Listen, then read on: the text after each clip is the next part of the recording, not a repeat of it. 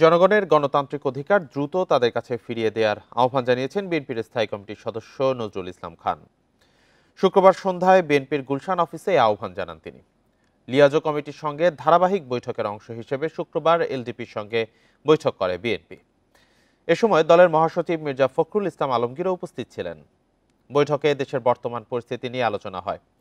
পরে নজরুল ইসলাম খান বলেন, মানুষ শুধু ফ্যাসিবাদের পতন নয়, গণতন্ত্র উদ্ধারের জন্যও লড়াই করেছে। দরকার আমাদের জনগণের প্রতিনিধিত্বশীল একটি নির্বাচিত সরকার।